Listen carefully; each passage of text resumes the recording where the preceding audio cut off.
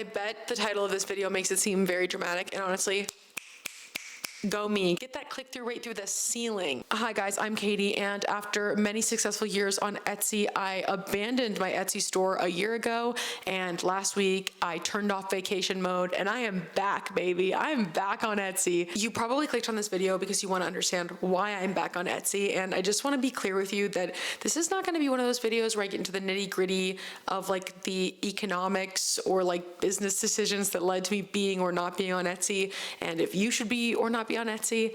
I personally like the platform, or at least I did. It's been a year, so maybe I don't anymore, but I'm not going to be talking about those reasons. This is more specifically going to be about me, my brain, and why I left Etsy and why I'm back, because I feel like I need to like talk about it for my community that supported me for so many years on Etsy and now is like, okay, she's back. Maybe you don't even know what this was about. And honestly, honey, neither do I sometimes. So maybe we're just gonna talk through this together. I have no notes. This is gonna be like a podcast episode, and hopefully that rock and rolls for you. We'll see how this is. Okay, so let's go backwards to go forwards. You know what I'm saying? I closed my Etsy shop in December of 2023, right before I left for the NFR. The NFR is the National Finals Rodeo, and if you don't know a lot about me, I am a Western lifestyle content creator and artist. I use that term very lightly now, and we'll get into why in this video actually, but I basically live the Western way of life. I'm married to a rodeo cowboy. I have horses. I live in Arizona, and I historically made art based on the like experience of my life. Obviously, that's what art is. Like, it is like an amalgamation of who you are. And that was Western lifestyle, the West Coast, and just like being a modern cowgirl, air quotes. Now, in 2023, I was doing really bad for lots of reasons, and those have since been addressed, but not all of them were really related to art. I just had like outside forces in my life, whether that be just the fact that the year was literally the worst year of my life, which you can go see on this channel, the evidence of that, or on my Instagram, because of family members dying and just stress everywhere and just bad thing after bad thing happening. Like 2023, like seriously, 2023 was like the worst year of my entire life. And I can say that with my full chest. There were a lot of changes I needed to make in myself to like move on in just like general in life, but also I realized with how badly I was doing just in general that I was also doing really badly with my Etsy. In December of 2023, I hadn't actually drawn anything or made anything or added anything new to my shop in 1 year. That was like when I realized it had been 1 year. I was still making sales. I was still selling things, but I had stopped promoting my shop, I had stopped drawing for my shop, and I had no more creative ideas. Now, there are a lot of things that led to that happening, but I will say one of them was just that like creatively, I was not in a good headspace for multiple reasons. Number one being the last time that I had felt creative was when I was in college and was flexing my creative muscles every day, and I don't feel like I was doing that at all anymore. I had fallen out of creative practice, and I had also fallen out of love with just creating. I had lost a lot of confidence in my ability to come up with things since it had been such a long dry spell, and I was really focused on productivity and like making art to say I made it and got something in the shop, and not making art because I like making it and was just naturally doing it. You know what I'm saying? It didn't help that I wasn't doing well. And honestly, like I pride myself for at that time being like, we have got to close the shop. Like this is just not working for you. I was terrible at packing orders. I was late on so many orders. The shop was in disarray. I will say that. And there were like lots of things that need to be cleaned up. If you follow me closely online, you know, in the last year, I've made a lot of changes in my life that have positively impacted me. But one of them has been kind of removing the labels from my life, i.e. what we were talking about earlier about the Western lifestyle thing. I have never felt like I really fit into any one specific group of people, because although I am a Western person, I wouldn't call myself a cowgirl. That's a whole other conversation. And I also am like an artsy person, and I am also on YouTube, and I feel like those things don't really exist in the Western lifestyle space, or haven't in the past. I hope that they do someday, but it just isn't there, at least not at the capacity I wanted to be. And I really wanted to show all facets of my life, like all the different facets of me, you know? And especially when I wasn't doing well, I didn't feel like I had the confidence or ability to like do that. I don't really even know what I'm trying to say. All that being said, I am still to this day very proud of myself for making the choice to close the shop. When I closed the shop, I did not know if I would open it back up again or if I would ever open it back up again. And honestly, I did not know if I ever would until last week. Random Thursday. And that was because I just was not feeling good creatively and hadn't for a long time. Why was I not feeling good creatively? We're gonna go down the list. Number one, I had a terrible job. The worst job on earth. Like I didn't even realize how bad it was until I left that job and got my new job that I love. And now I wonder how I made it so long in that literally horrendous atmosphere. I don't know how I did it. So that's number one. Number two, I was not doing well creatively in general, somewhat because of that job, but also because I had fallen out of creative practice. So like the last time that I was feeling energized or excited to create, I was in college, which was a built-in system to make me creative and make me do things and flex that muscle. And I had fallen out of like the practice of like sketching daily, of like working that muscle. And one of my favorite quotes on earth is is it a Picasso quote? I think it's a Picasso quote. One of my favorite quotes on earth is inspiration exists, but it must find you working. And that was my problem. If I wasn't working, I wasn't going to get inspired, and I wasn't working, so I wasn't inspired. And therefore there was nothing new in the shop. And it had been a year since I had drawn anything at all, period. Not just for the shop, just like in general.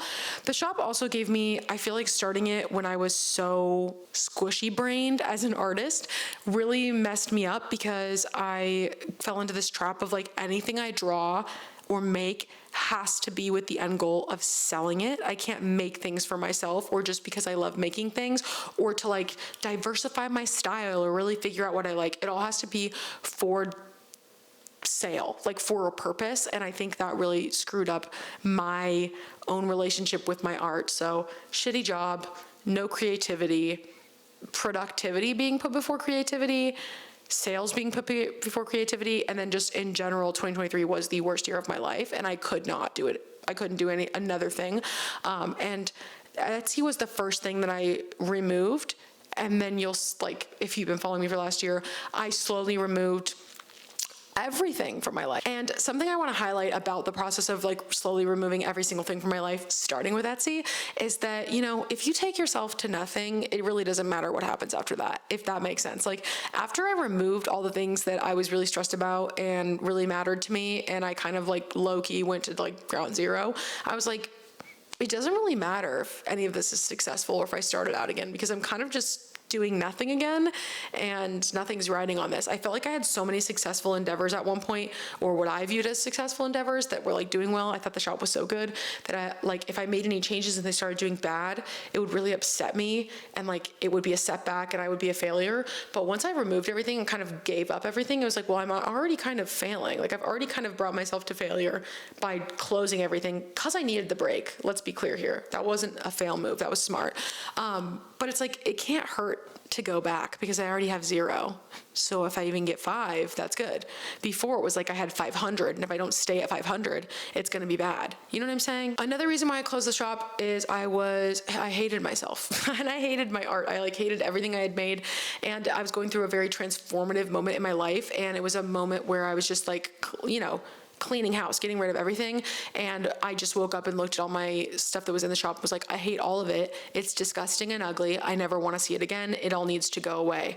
And this then begins my transitional phrase, I guess, into why I reopened the shop. Now, my decision to reopen my shop was not made overnight, although it does seem like it was, because I literally just woke up on a random Thursday and was like, hey, what if we did have an Etsy store again?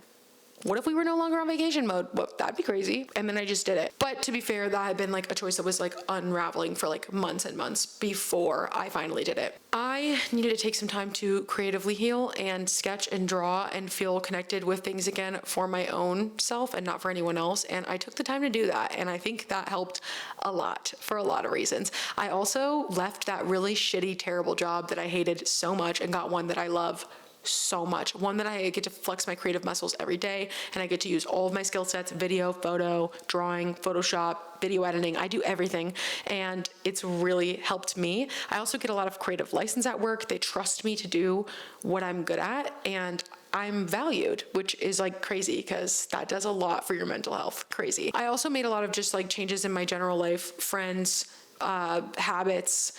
I didn't have as many really stressful, crazy things happen in 2024. So I had a whole year to just like heal my brain. And if you haven't done that, guys, highly recommend you just like taking 5 minutes to heal your brain, because sometimes you just need to shut everything off and just, again, be at ground zero so that you can just exist for a little bit. If you're someone like me, I have ADHD, and like I'm also obsessed with like goals, objectives, meeting numbers, productivity, being productive, making sure that I want to be firing on all cylinders at all times, and I want to be successful, and that in my head can sometimes be a lot. Not even sometimes. Honestly, all the time. So I got back in touch with my creativity. I was able to get into a daily practice of drawing and making art again, and I started feeling good again. It was a hard decision to make, though, because I felt like I kept trying to like find the right time to reopen the shop if I was going to. And I also kept thinking I needed to spend even more time soul searching, like to be sure that I opened the shop and it was the right choice. Because for whatever reason in my brain, I got this idea that like if I open it, it can never be closed again, and the decision has to be permanent, which is just like dumb, because I can close it whenever I want, because I own it, because I'm the boss and the CEO of my Etsy store. So why did I think that I couldn't just like close it again if I needed to close it again? You did it once, you can do it again, doesn't matter. I get really caught up in like looking like I know exactly what I'm doing and like planning everything out a million years in advance. And that's just like not realistic for anyone, because who knows what's gonna happen next year. I could accidentally cut off both my hands and not even be able to draw, and then the Etsy store would just have to close. So if the equivalent of that happens to me mentally again, and my brain is tossed in a like scrambled mess, then I can close the Etsy shop again. It's fine. It's really actually not the end of the world. I have no employees. No one is relying on this income. Well, not anymore. I used to, but I stopped. So what does it matter if it does good or not? Let's just like go with the flow, and you can just open it whenever you want. Since I had built up reopening to this big thing, I kept thinking I needed to do this huge drop and a huge announcement and have these big videos, because in the past when I had done Etsy drops, I had been videos and social media campaigns and really did big pushes and like went big, which is awesome, and I love doing that. It's one of the reasons actually why I miss being on Etsy, because I love marketing, and that's kind of what I do for a living, and I love being able to do that for myself and creating these big, unique drops and interesting campaigns that, you know, interact with people who love my shop and my art. But like, I don't need to do that to reopen it. I can just reopen it and do like a soft launch and hard launch later if that's what I want to do. And that was something that I really hadn't thought about either. I just had built up in my brain that it needs to be this giant thing. I also stopped hating my art. I slowly, over time, stopped hating my art. I actually went to a roping a couple weeks ago in Wickenburg, and I saw someone wearing one of my Dude Let's Ranch hats, one of the ball caps that I used to sell with my art on it, and she clearly loved it enough to wear it out, and it made me feel happy. And I was like, you know what? That design actually isn't terrible. And it like slowly but surely, I like felt okay about it again. There was a point where I was like, if I reopen the Etsy, I have to get rid of everything in it because it's no longer representative of me. And there is a lot of stuff that isn't representative of me anymore at this point in my life. It has been over a year since we've been open, and even longer since I've actually drawn or engaged with the shop in any real way. So obviously change is a cure. And when that happens, who you are is different and your art is different and all that. But it doesn't mean I need to get rid of absolutely everything and just go all the way back to the studs. I can like keep the house that's there and make modifications slowly throughout time as I decide what still resonates with me and what doesn't.